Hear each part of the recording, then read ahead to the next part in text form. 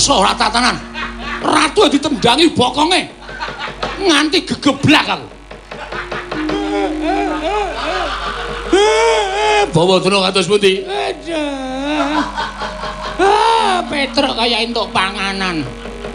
Bras. Wah, kula kaya ora setiti karo napa sing kula ucapke to bareng kula niku nantang karo Petruk nguneke Semar wong Gedibal 17 wong ala nyala mipan mong kere. Petruk mripate saya abang. Kula dirangkul karo Petruk dilarak. Sampeyan dilarak karo Petruk kula nesu-nesu saking wonten ing Pasewakan Negaring Ndorowati. Mboten kanyara. Bokong kula saking mburi. Wis ora timbang iki. Loh, Dimas Setyaki, wong edian iki. Mula wong iki aja sok gleleng. Sing iso nesune wis sampean ta, Hah? Sampean arep mbelani karo Begawan Drona, Begawan Drona dilarak karo Petruk. Kula adine ya ora trima. Nyun ngapunten nek kula kepeksa kurang ajar karo sampean. Rupak wani, jembar wani. Piye? Piye sing jembar apa sing siut? Lah nek cara kula nesu nggih, nek cara kula duka. Nek kok Bagong kok sak kepenan wah, ponokan ora pol minggat karo negara turane klandang negara gare.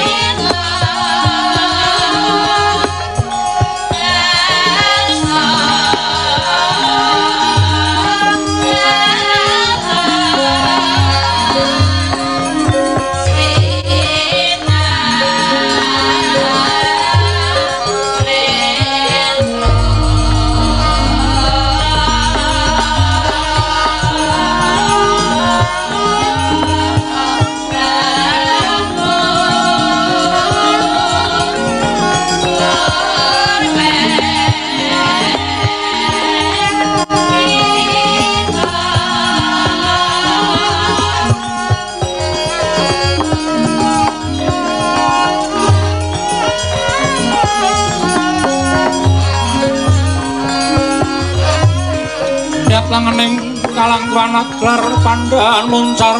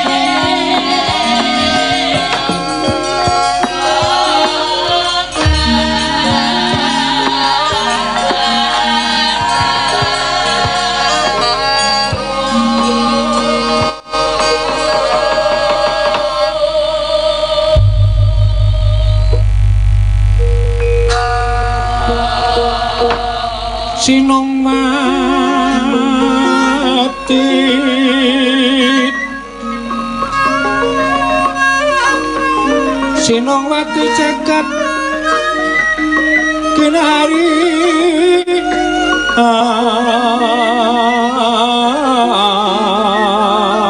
among mbak lumembak ombak ing samudra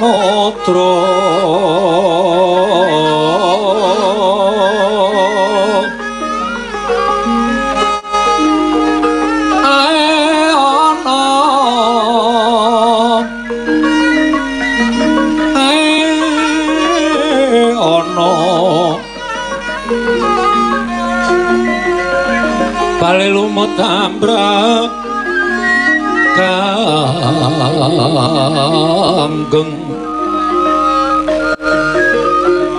awita den-dengan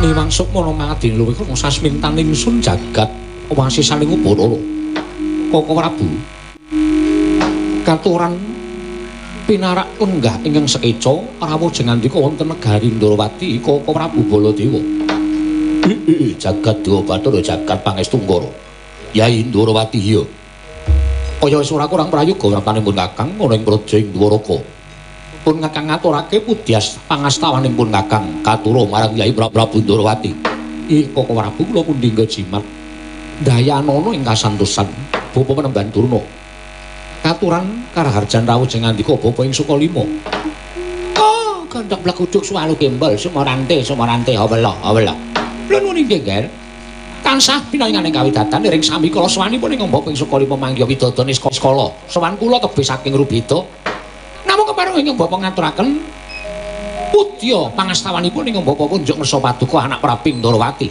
inggih Bapa kula tampi karya Bambang raos sing manahipun ingkang putra ing Dwaraka sasampunipun lenggah ingkang langkung prayogi ndadosaken kejut raos sing manahipun ingkang putra ing Ndarawati dene rawuh jengandika Bapa Panembahan Durna sumawana Koko Prabu wonten ing Rejing Dwaraka Koko Prabu Mandura Kresna iki lho wonten timbalaning ngadhawuh wale-wale apa praptanipun Kakang ana ing Rejing Ndarawati iki sayekti ora duwe karep pribadi nanging pancen ana bab ya kuwi suwanipun Kakang ing Rejing Dwaraka bareng lawan Bapa Panembahan Durna mau sayekti diutus dening Yai Prabu Duryudana ana bab ingkang bakal ndaturake marang Yai Prabu Dwaraka ya gandeng pun Kakang tinemu taruna lan ana pinisepuh ingkang ndak kanthi ya kuwi Bapa Panembahan Durna mula apa ingkang bakal ndaturake mau lumantar Bapa Panembahan Durna Yai Prabu Kresna Koko Prabu kasinggihan mekaten. Ing mekaten Bapa Panembahan tumunten ngaturi paring dawuh. Menawi dados wigatosipun dene paduka Bapa Panembahan Durna rawuh wonten garing Ndarawati. Oh inggih, matur sembah nuwun, Ger. Ingkang sepisan tuwi dhateng kawijenganipun anak Mas utawi anak Prabu Ndarawati. Dene tungkap angka kalih leres gendinganipun anak Prabu Baladewa bilih. Sawanipun ingkang Bapa ing Sukalima menika sayekti dipun utus dening anak Prabu Duryudana. Supados nanjihaken dhateng pawarta ingkang sampun sumebar warata saindenging jagat. Menapa inggih para nyata bilih paduka menika kagungan putra angkat. Inggih menika wujudipun pawestri ingkang sakmangke sampun dungkap dewasa. Ngibaratipun kembang hambabar gondo arum. Satemah kathah. Sakathahing kombang nedya necep dhateng maduning sekar menika kala wau. Inggih, Bapa Panembahan Durna lakar kalersan mekaten. Nembe kemawon kula menika pikantuk kanugrahan putra angkat ingkang sakmangke sampun mapan utawi sampun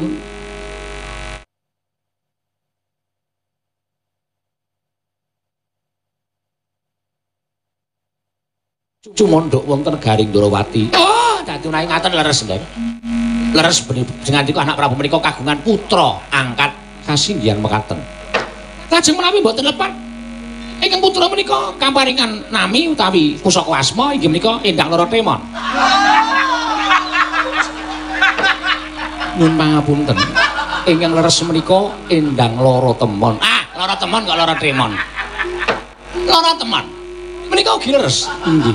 Kasinggihan mekaten Bapak Panembandurna. Oh, lah menawi ngaten cocok kalian kula pendados dawuhipun anak Prabu Duryudana. Bilih catosipun sowanipun ingkang Bapak ing Sukalima wonten negari Ndorowati menika. Nuruti penangisipun putu kula inggih menika Lesmana Mandra Kumara. Anggenipun sampun pinten-pinten candra menika gandrung-gandrung kalian setunggiling wanita. Sareng Lesmana kula dangu sinten to wanita ingkang ndadosaken bingung raos sing manahipun putu kula Lesmana Mandra Kumara. Piyambakipun Waloka prasaja jujur kaliyan yang Bapak ing Sukalima. Bila piyambakipun gandrung kaliyan putri Ndorowati nggih menika pun endang lara temon. Lara temon lho Bu. Nggih lara temon. Bila lajeng kula nyocokaken wonten negari Ndorowati. Lah, gandeng samudayanipun menika sampun cocok. Tumunten sak mangke wale-wale menapa nggih. Sowan kula menika nedhi ngebun-bun ing jangan Jawas wonten. Ing wigatos sowan kula menika namung badhe ngemis. Ngemis dhateng paduka anak Prabu Ndorowati wonten suka lilane penggalih ingkang putra-putri endang lara temon menika mangke badhe kula beta utawi kula boyong wonten negari Ngastina. Ing wigati badhe kula jodohaken kaliyan putu kula pun Lesmana Mandra Kumara. Menawi kepareng ngaturaken panuwun ingkang tanpa pepindhan tegesipun ngraketaken daging ingkang renggang nuntunke balung sing pisah antawisipun Ndorowati lan Ngastina mangke saya rumaket anggenipun kekadangan jernyatanipun sampun ndodokaken putra paduka kaliyan atmajanipun inggih menika anak Prabu Duryudana inggih putra Lesmana Mandra Kumara. Nanging menawi mboten nuwun sewu lho nggih sowan kula menika sareng kaliyan ing Ngaraka Nalindring Mandura Prabu Baladewa menapa kirang-kiyat anggen kula munjuk atur menawi sampun wonten seksinipun Nalindring Mandura Prabu Baladewa menika nggih anak Prabu Ndorowati. Sigra-sigra yen permana kanca sigra ngrake nawang sesangka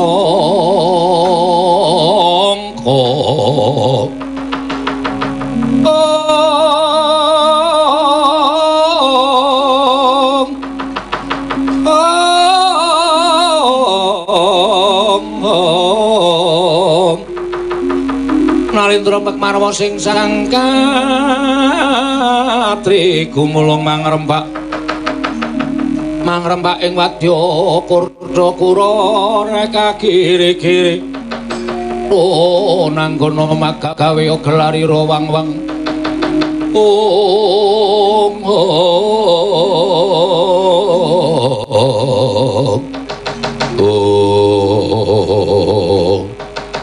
Sidemataning Pasawakan Garing Ndorowati. Nalika semanten samya midhangetaken pangandikanipun Begawan Durna, utusan saking negari Ngastina. Dinampi nata ing Ndorowati Sang Prabu Sri Bathara Kresna dadi kendel legeg datan mobah, datan musik nganti kaya pratima kencana.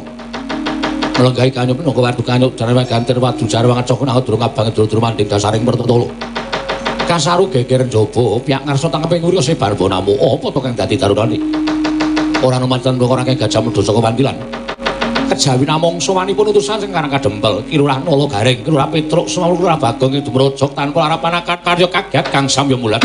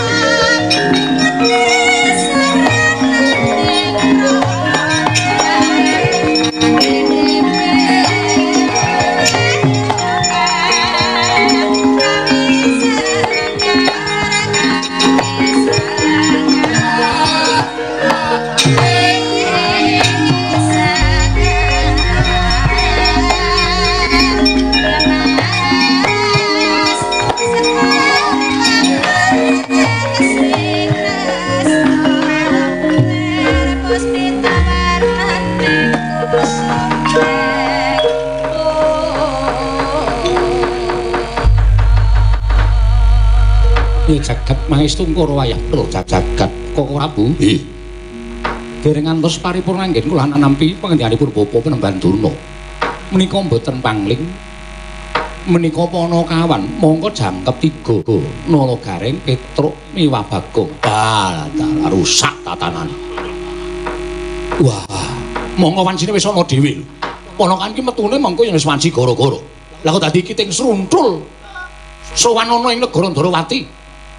Mongko dudu wayahe. Ternyatane upama ngaturake bekti sarta ngaturake sembah kelawan Sira Yayi Prabu Ndarawati. Mestine lak ana wancine dhewe. Ning mbok menawa ana wigati. Tanging lamun ponakan sowan sore-sore ngene iki yen ora ana wigati, mesti ora bakal sowan timbal ana Yayi.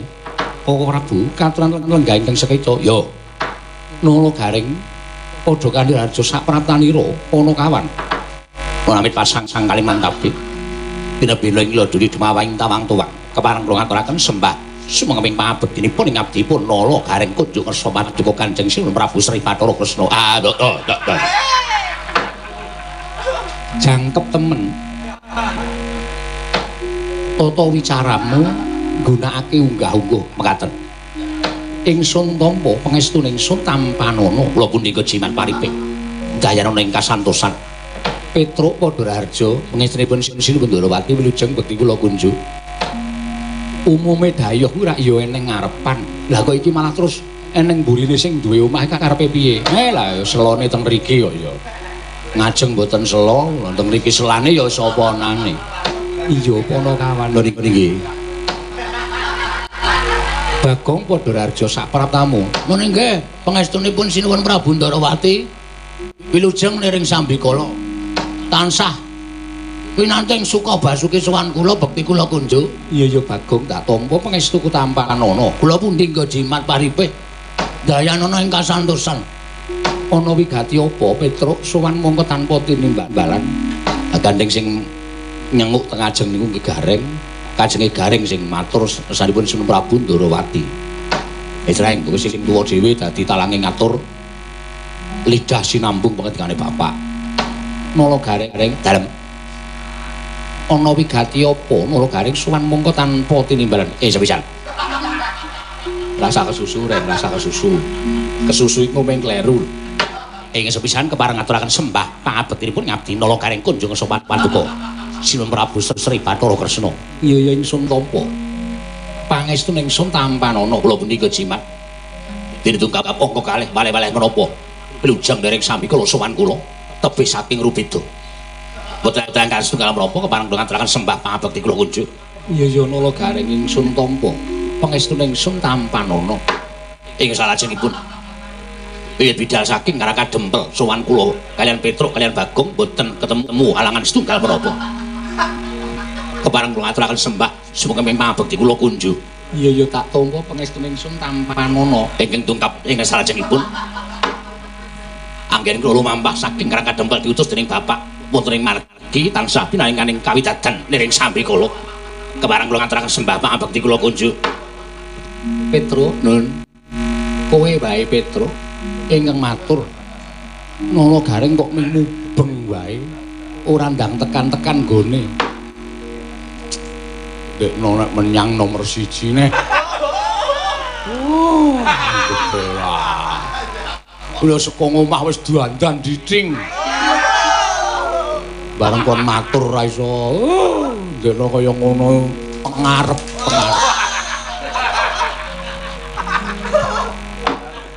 Sabar ya, Neng. Ora apa-apa. Aku wis biasa dirake ngene. Petruk eneng apa? Ingin sepisan ngaturaken sembah pangabekti kula kunjuk. Lah kok padha. Lah nek matur kalih Nalindra menika nek mboten ngaturaken sembah pangabekti mengko kleru. Iya wis ora dadi ngopo Nggih, nggih. Dungkap mongko kalih kula menika namung dipun dawuh pados nyatakaken pekabaran Binata Mbok Bakul sinambi wara najan boten dipun sabi. Pawarta binanduking Karna. Menapa inggih para nyata Sinuwun Prabu Ndarawati menika kagungan putra angkat. Anak angkat nggih, angkat junjung. Ora angkat junjung Petruk. Putra angkat ki putra nggonku nemu. Lah niku karep kula ngoten niku. Napa leres? Iya pancen kepara bener. Putri. Iya Petruk, pawestri tegesipun wanudya. Iya pancen kepara nyata. Napa saestu naminipun Endang Lara Temon?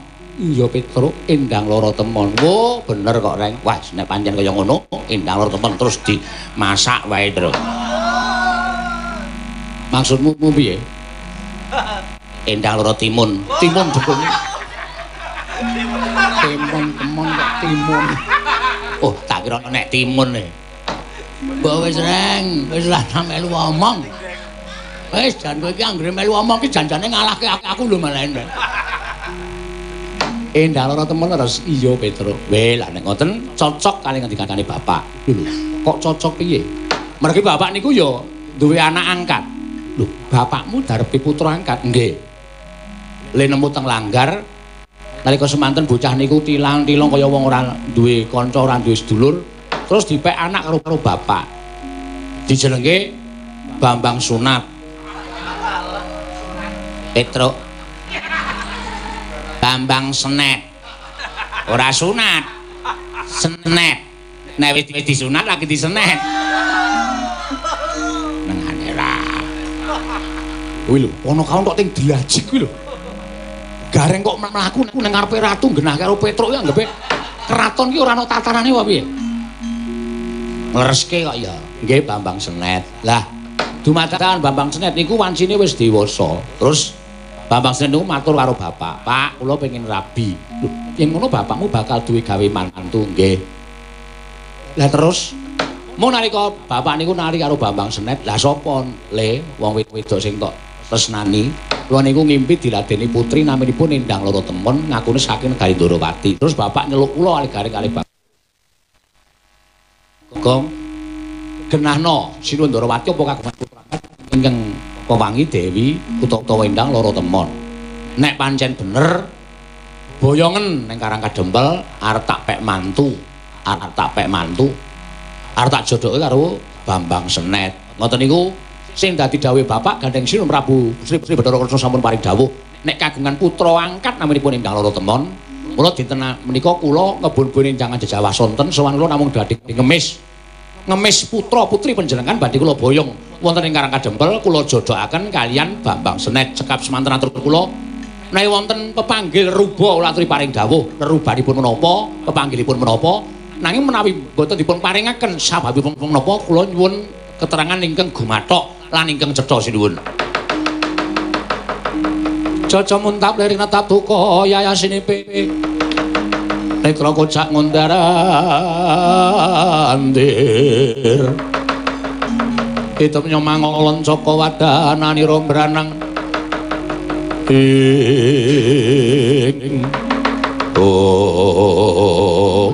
gondok blak ujuk selalu gimbal sumarante habela Petruk aja kaget aku yang ngemampake karo kowe ya Petruk, aku sing methokke karo kowe. Lho, nyuwun mampunten, nemban-banturna. Wigatosipun menapa kok panjenengan kok terus lelenggah teng ajeng Sinuwun Prabu Ndorowati. Aku arep menehi wangsulan karo kowe, wangsulan babagan Endang Lara Temon. Lho nyuwun mampunten. Endang Lara Temon menika putranipun Sinuwun Prabu Ndorowati. Panjenengan mboten dihak babagan Endang Lara Temon. Kok sik. Nang wis semana negara Ndorowati kuwi dhisik durna mangane kowe. Lan kowe ngerti? Dadi wong pangertenmu. Yen prataku ning negara Ndorowati iki sayekti uga nglamar Endang Lara Temon bakal tak dawakaken Lesmana Mandra Kumara. Mula gandeng kowe tiba keri nggon musuhan nang ngersane anak Prabu Ndorowati. Kowe aja waton bisa ngucap dina samono Endang Lara Temon bakal kaboyong ning negara Ngastina. Mula kowe ngalah ora usah dadak mboyong Endang Lara Temon bakal tak jawab karo adimu anake angkat Semar Badranaya. Ora pantes ora satrepe yen to Semar kuwi ngangkat duwe putra mantu maka putrane Nalendra. Apa Semar ora ngilo karo gicoke? Apa Semar ora ngilo karo kanane? Mung gedibal, mung ponokawan, mung kere, mung wong melarat kok pengen duwe anak mantu, anak ratu kuwi. Cecak nguntal cagak cebol gaya bulan wutung ngitung-ngitung. Lho.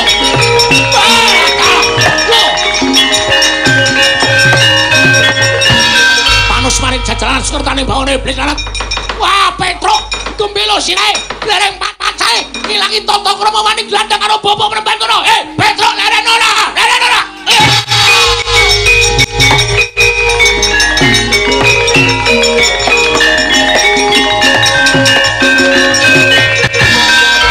sakniki gandeng kula ra entuk mungsuh. Sirmu piye? Ngejak piye karo aku?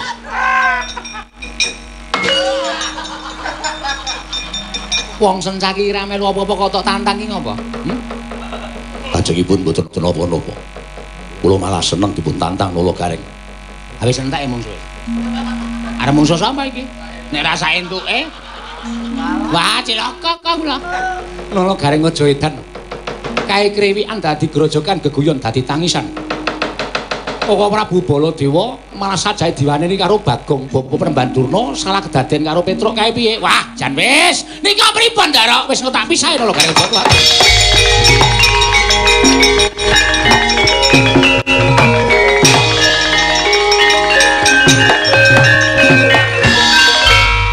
Kakang Pati Udawa brek.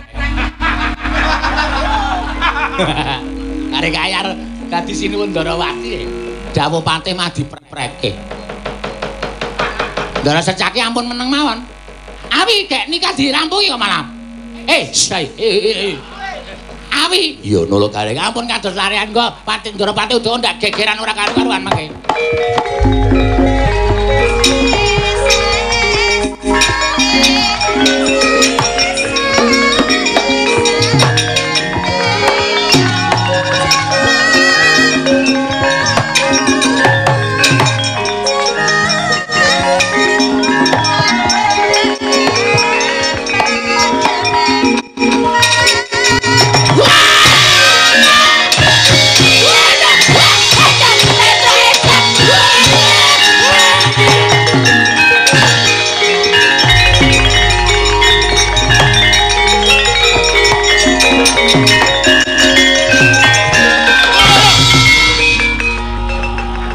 Menungso ora tatanan. Ratu ditemdangi bokonge. Nganti gegeblak aku. Bawa dulu kados pundi? Petruk kaya entuk panganan. Blas. Wah, kula kaya ora setiti karo napa sing kula ucape to bareng kula niku nantang karo Petruk ngendheke Semar wong Gedibal 17 wong alih nyelamipan mong kene. Petruk mripate saya abang. Kula dirangkul karo Petruk dilarak. Sampeyan dilarak karo Petruk kula nesu-nesu saking wonten ing Pasewakan Negaring Ndarawati. Mboten kanyara. Pokok kula saking mburi. Oh, wis ora timbang. Lho, Dimas Setyaki, wong edian kok. Mula wong iki aja sok gleleng. Sing iso nesune wis sampeyan ta. Hah? Sampeyan arep mbelani karo Begawan Drona, Begawan Drona dilarak karo Petruk. Kula adine ya ora trima. Nyuwun ngapunten nek kula kepeksa kurang ajar karo sampeyan. Rupa wani, jembar wani. Piye? Wis sing jembar apa sing ciut? Lah nek cara kula nesu nggih, nek cara kula duka. Lah kok Bagong sak kepenan wah, ponokan ora pol minggat karo glontorane kandang.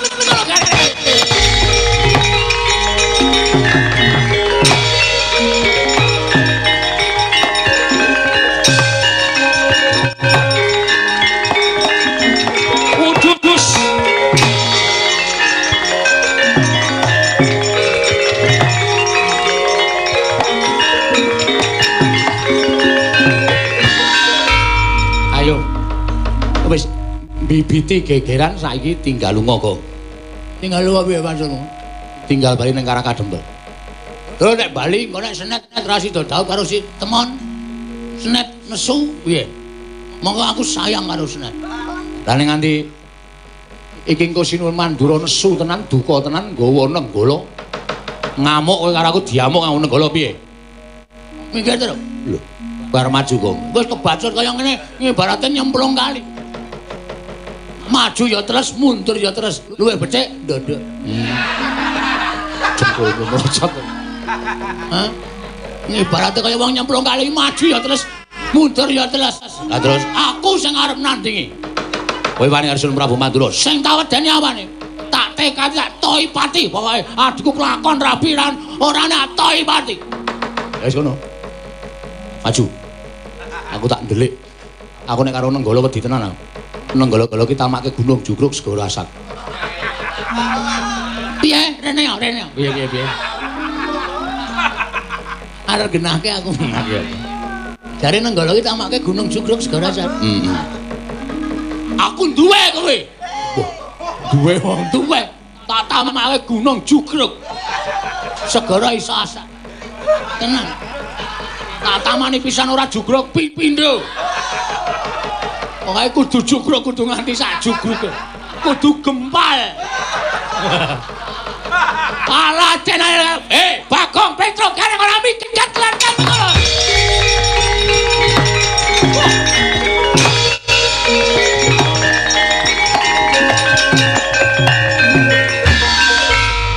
Apa? Mencicil matane apa? Mata-mataku dhewe kok. Ana wong mendelik matane kok dureke mencicil matane. Arep gampangno ki Bagong ki matane semene ki. Ora sampe mencicil matane wis gedhe. Lho, wani karo Baladewa. Ngopo kowe nesu-nesu? Kowe gelem bali apa ora? Gelem bali apa ora? Sok ora kadempel. Nek aku bali, penak awakmu. Aku wis penak awake, Mas. Kowe gelem bali apa ora? Ora, pokoke bali karo Endang Loro Temon. Wah, yen ngono wani karo Baladewa. Yen ngono wani karo Baladewa. Kowe wani karo Nata Mandura. Kowe wani karo Nata Mandura iblis diapurmu ora ngira karo githokmu. Sik. Ora asok kaya ngono kuwi. Nek nyuwara ki sing penak. Hah? Aku rumangsane aku ki wong kere. Aku rumangsane aku wong ora duwe. Nek wong ora duwe wong kere kaya aku ora sok digitok-gitokke. Kowe iki nyawang kowe. Apa nek kowe nesu-nesu ngene iki kowe menangan dhewe napa? Apa nek kowe nesu-nesu kowe Bagong wedi karo kowe napa? Bagong tidak pernah takut sama teman-teman. Siapapun. Bagong tidak pernah siapapun. Bagong tidak pernah takut dengan siapapun. Nek basa Indonesia takon aku. Bagong tidak pernah takut dengan siapapun. Loh, wani karo aku. Apa yang saya takut? Basa Jawa wae. Basa Jawa wae. Kowe kuwi aku. Wani karo aku. Sing tak wedeni apamu? Rupawani jembar wani. Heeh. Jembar wis biasa. Rupa ya wis biasa. Gelut nanti papan aku wis biasa. Wah, mati terus. Disilekarek.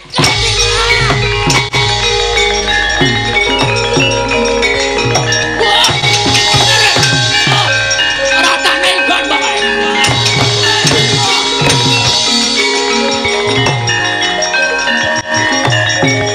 Terus go.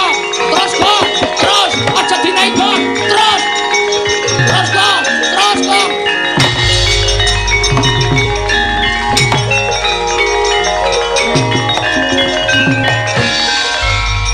Masalahnya apa iki? Masalahnya apa? Kene ana wong jagoi adine kok dikamplek saka mburi. Kowe iki tuwa apa bocah? Ayo wong tuwa. Bocah semene tengah. Wah, radong. Lah nek wong tuwa ana gegeran kok malah kowe iki surak-surak seneng-seneng karepe. Iso misah apa ora? Kae iki dipisah ora kok didombani. Kowe iki wong tuwa apa bocah petuk Pak?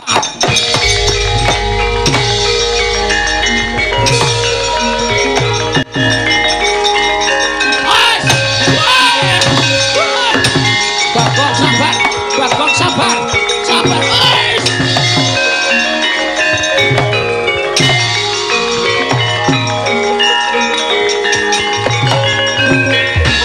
Aja dipisah. Aja kowe wedi aku karo Baladewa. Aja dipisah.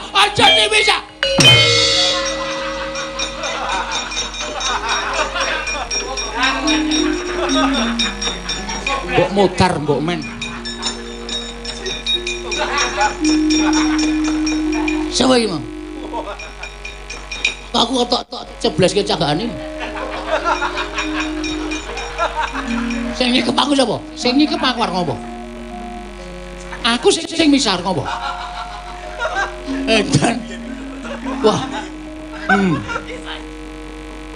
Kok misal ya misane ora dijebleske cagakane. Engko nek oglangan piye? Oglangan ya men. Negaraku oglangan ya men. Mungsu kok pono kawan, demen ora kajen sampeyan iki. Lugu karepe dhewe kok mburi kene. Menek kok Prabu Nesu tak cegate. Lugu mburi kene. Terus kowe ngapa nang kono? Kene mburi kene. Ya.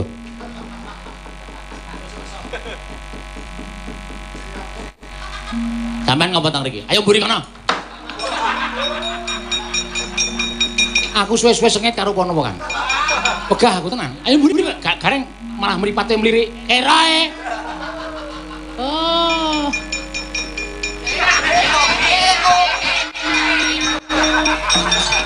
Iya aleman iku. Ah pincange kok pamer.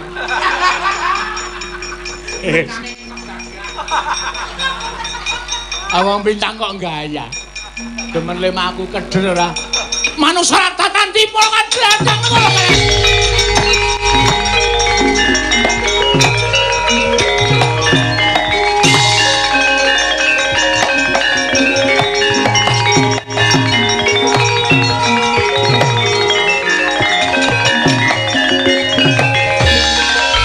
Yai, aja mbok pisah.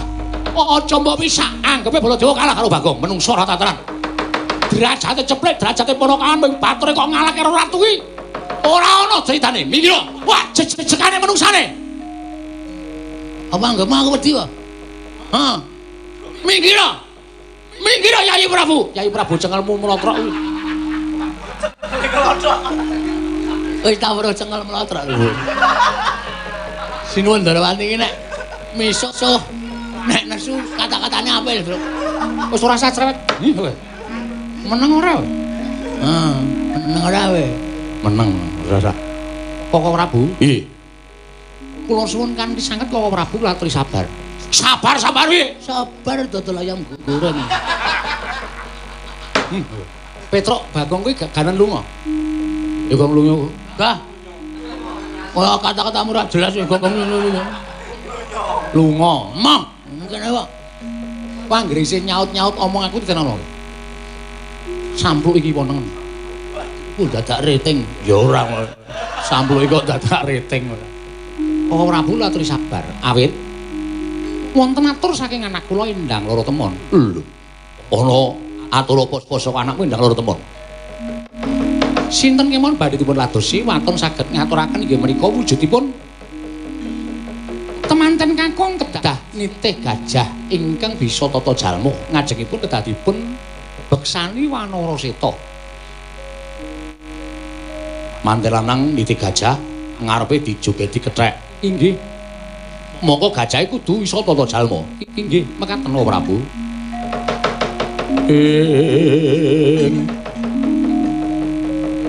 Sri Baladewa Narpati Twinareswara Kresna alangkung tresnanira marang Dyah Panon Cinawiwi.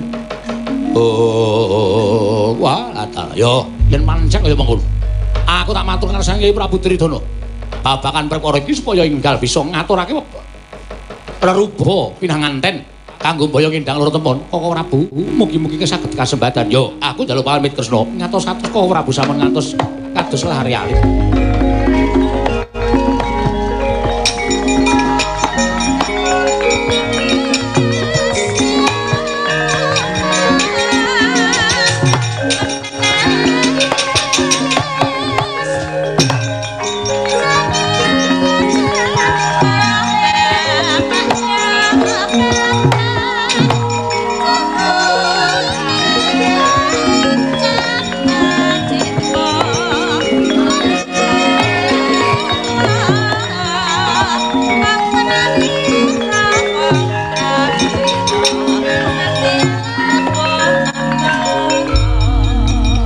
Sinuwun menapa kula nggih kedah mpados napa jenenge gajah ingkang saged tata jalma. Lho, pancene kudu ngono. Narendra kuwi ora kena mban cindhe, mban siladan. Kabeh kudu adil. Mekaten. Mekaten.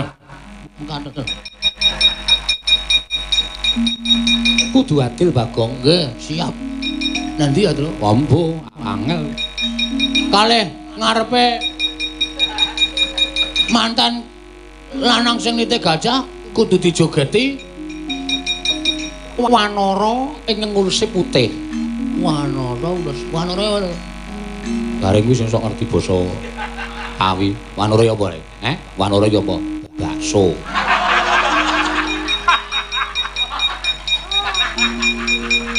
Ayo Ayo gah aku truk gah aku. Wanara kok bakso ora. Nyayam. Du. Tahu guling. Ah, tahu guling. Memang panganan terus kok. Aku rung madang iki, Bro. Ya, ya mulane iku ya sing tok eling-eling bangsa olah-olahan. Wanara ya apa, Go? Wanara iki munyo. Oh. Wanara Kusika Seta.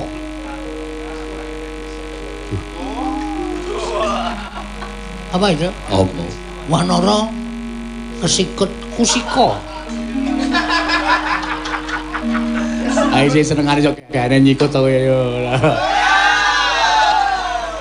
Wanara Kusika Seta. Heeh. Seta iki putih. Ha iya. Kusika iki mano ya udu. Wah, heeh, ana sesamune. Kusika. Kukila. Kae mano, nek Kusika iki udu mano. Kusika ki warna. Oh, berarti buku gambar iki buku Kusika. Buku gambar kok buku Kusika. Wis do bali. Do bali, do matur karo bapakmu. Aku wegah ngrungokke omonganmu ya aku wis wegah.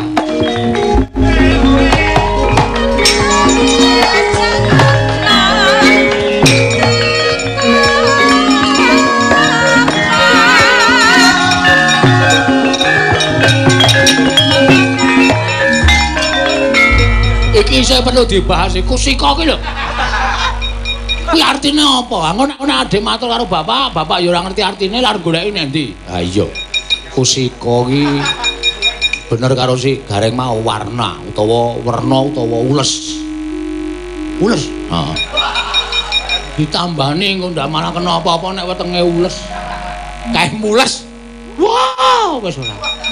Kusika ki warna utawa kethek warna putih. Wo menyerah. Ah iya. Wis ora kethek wernane ulese putih ngono wae kok gek matur karo bapak. Ya. Mandeg ora-ora mbok ora keren. Mandeg no. Kucek-kucek ora. Mandeg ora-ora mbok ya, Kang. Ya. Mangkat suluki apa langsung iringan? Langsung iringan nganggo suluk ndake wektu iki ora suwengi. Ya.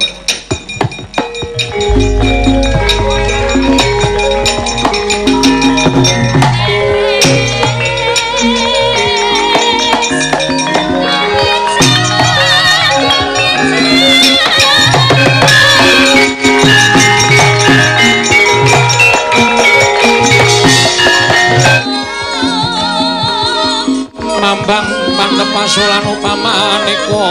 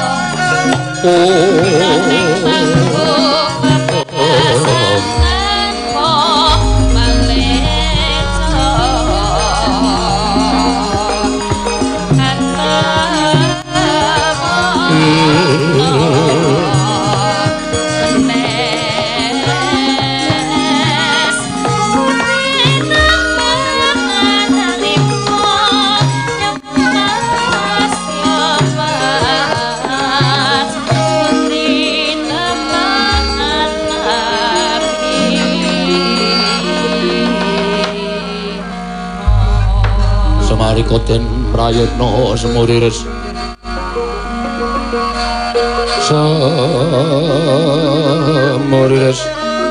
Eko balik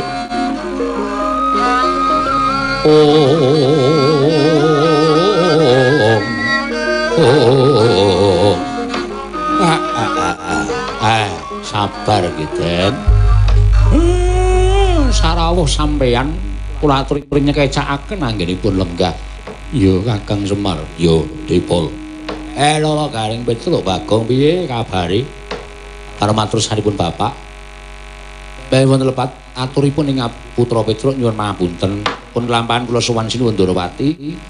Sinuwun Kresna Panci kagungan putra angkat enggal nami Endang Loro Temon. Nalika semanten kula suwun badhe kula boyong wonten ing Karang Kadempel nyarengi Begawan Durna nggih badhe dhawuhaken Ndara Lesmana dadi geger. Dadi rame nggih.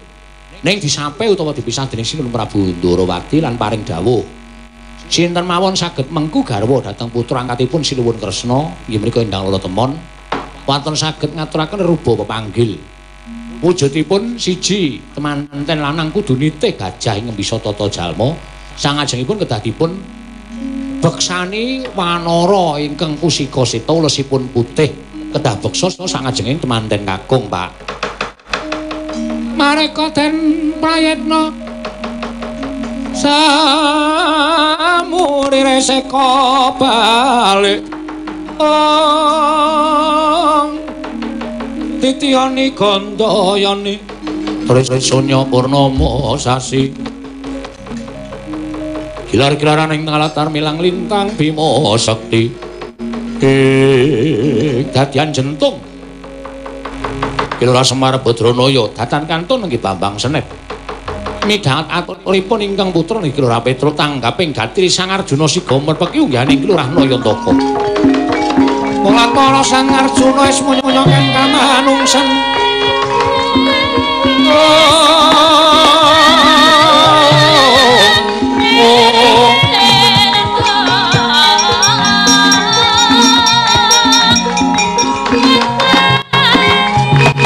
Semar ora usah dadake wahaya ing penggali yen Kakang Semar bisa menggalih kanthi wening Janaka wae wis tanggap kelawan apa kang dadi ature Petruk gajah ing bisa tata jalma kuwi kadang bayuning Kakang Jodipati gajah setu bondo wanara kusika seta ora li kejaba mung Kakang Anoman kendali sada Kakang ora usah dadak Kakang Semar ketayalan upaya reruba pinanganten kakung Janaka lan Kakang Mas Jodipati ingkang bakal keduga ngaturake reruba pinanganten kakung Kakang.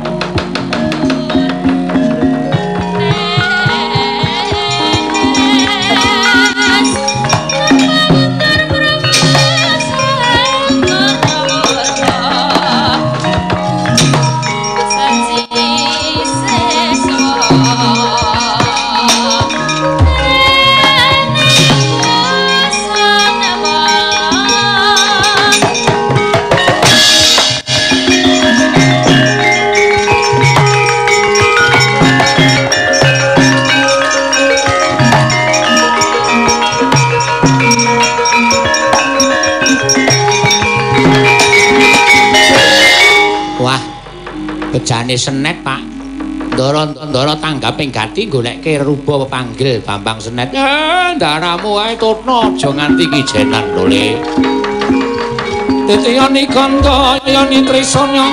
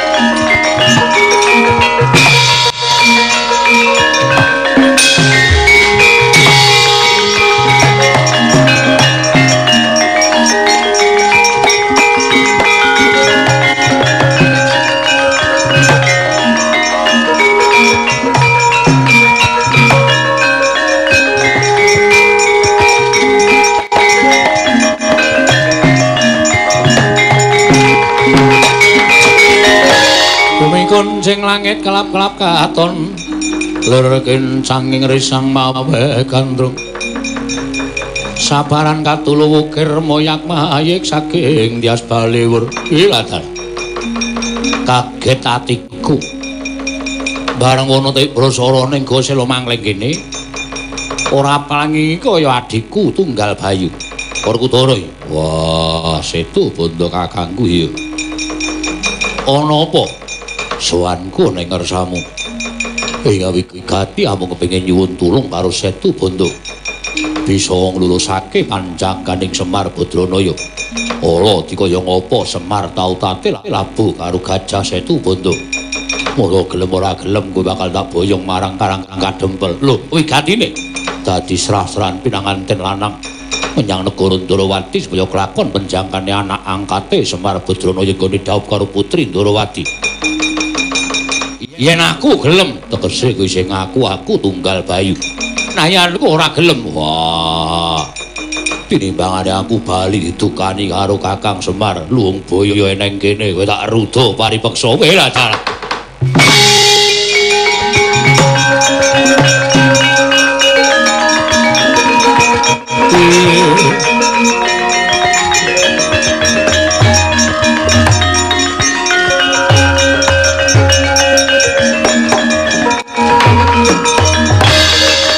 Rasmo bang wangarono katinetrane nganggo rapo sabtaning kokila ringkani goro sageter kene donganing kong lir wuwu sing pene panca wah upama tak selak ana tanpa guna ya Werkudara aku sagu yen pancen sagu. Ayo tak derekke sowan menyang Karang Kadempel. Ayo Werkudara Jakaya bocah cilik.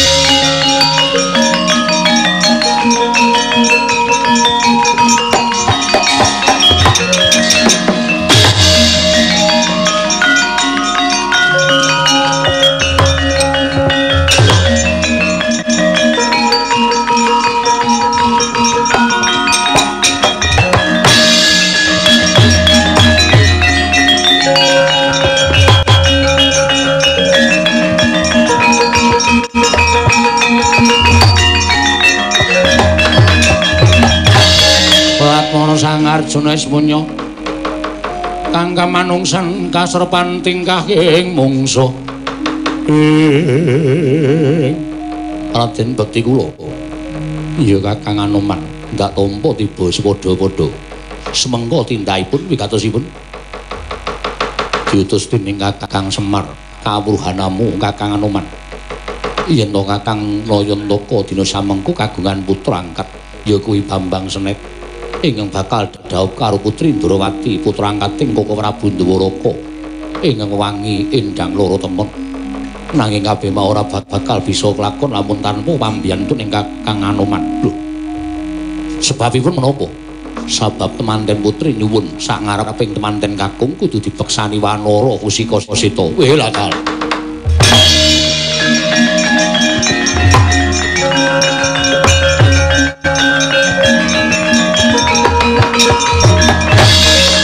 Nadyan kula menika sampun keladuk yuswa. Kula menika sampun sepuh, kula menika wong tuwa. Upami kula menika joget, upami kula menika beksa. Mesti kemawon napas kula sampun boten kiyat namung gandeng kula menika kepengin labuh kalian Kakang Semar ingkang sampun wong salwangsul nglabuhi dhateng gesang kula. Monggo Raden kula dherekaken prapting Karang Kadempel.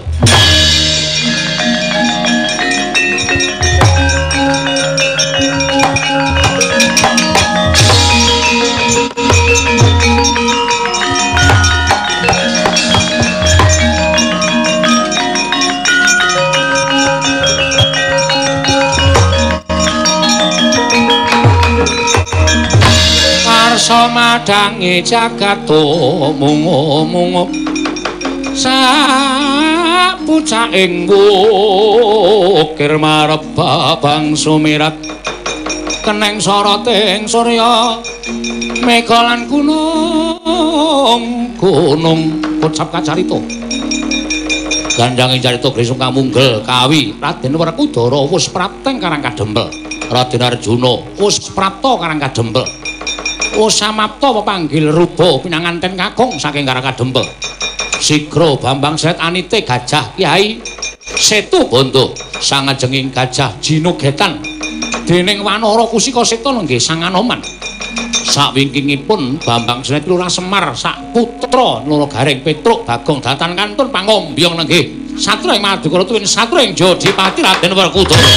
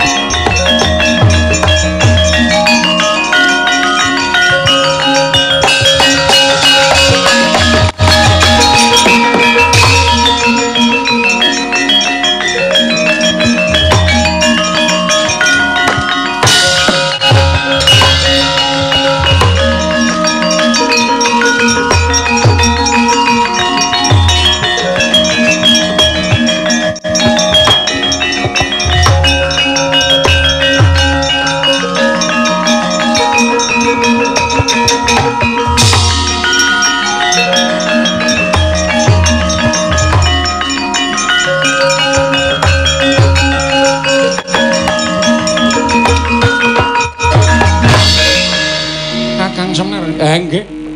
Iki apa putramu angkat? Nggih. Kowe lah dalan nyolong pethek. Atmajaning Semar lah kok dadi kaya Dewa Asmara ngejawantah. Lah wong niku Girilusi jalma tan kena kirira. Werkudara ya ngombyong manten karang kadempel. Arjuna inggih dados pangombyong Koko Prabu. Lah dalah syukur-syukur. Lah terus apa panjaluking pinanganten putri wis bisa kalaksanan. Lah niku enten gajah. Sing iso tata jalma niku Gajah Setu Bondo, dulure Tunggal Bayu Ndara Werkudara, putrane Sang Hyang Bathara Bayu. Wanara Kusika Seta ingkang bisa tata jalma. Wah, saiman. Wah.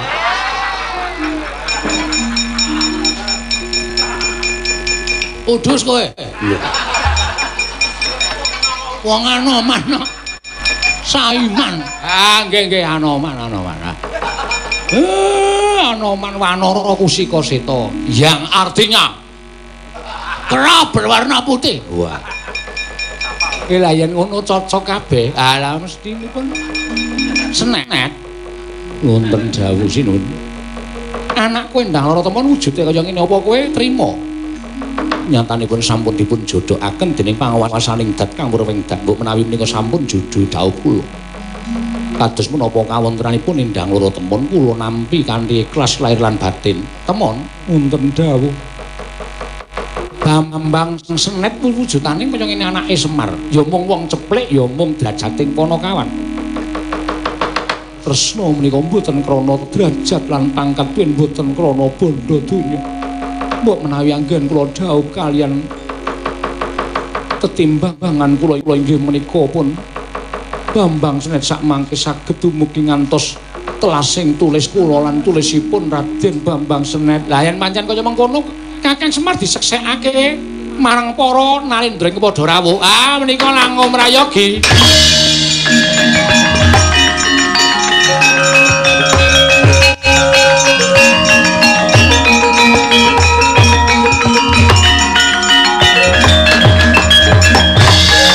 Kaya wis gambuh. Kaya wis cundhuk penggaling Sang Bambang Senet tuwin endang lara temon.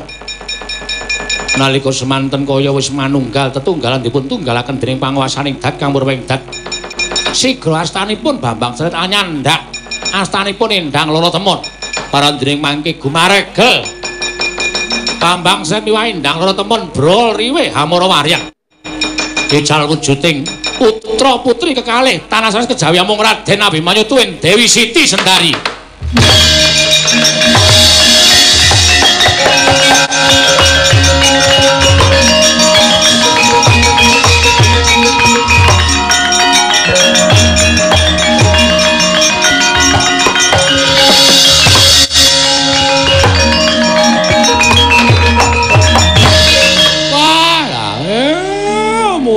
mula aku nemu bocah kok bagus e Rajamat. Kowe lho. Ah kok dadi Ndara angka 8? Angka Wijaya. Anu angka Wijaya. Karo Ndara Siti. Heeh. Ya Siwa Semar nyuwun pangapura. Iya Kanjeng Rama kula nyuwun pangapunten.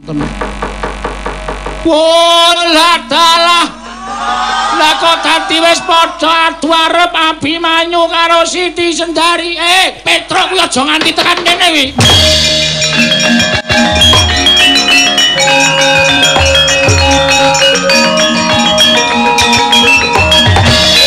Rampung tutuk sekop sirahe. Wis Petro. Pun. Lagi arep mlebu kraton tak limpe tak kepruk sekop sirahe klothak. Semaput digotong patih Sengkuni. Ora dadi masalah lho, Tru. Ben. Anak ratu rada kenthir kok. Rasa kuwatir. Engko nek Kurawa ora trima piye? Mbok tak singkirke ning mengko. Oh nggih. Ya wis pancen kaya mengkono kabeh wis katon gathuk, kabeh wis mathuk, kabeh wis manunggal. Syukur Abimanyu muga-muga tekan kaken-kaken inen-inen. Kanthi cara mengkene kuwi ngraketake talining tresnamu lawan anakku Siti Sendari Abimanyu.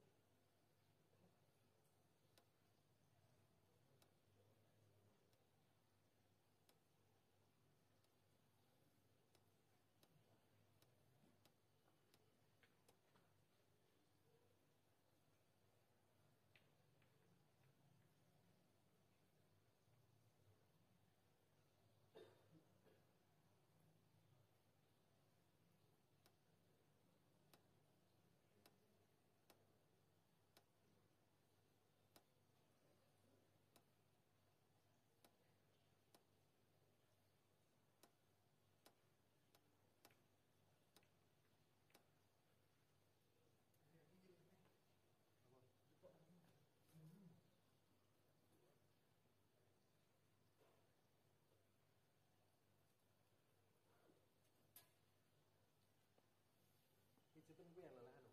Ning Pelawang lek ngopi kok pijet iki muni sing kunci iki muni celuk Pelawang aja pijet. Lho muni ngono.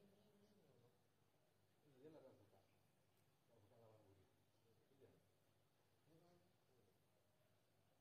Iya, mang pijet ae. Iya pijet kuwi. Celuk. Celuk ngene. Lek ora pijet Lawang ngene buka ngene. Kalau nyalingnya bre yang jelek. Iya, itu ya pijetan kuwi. Kunci nutup itu lho ya. Sing kunci nutup. Lah tulis ini orang dapat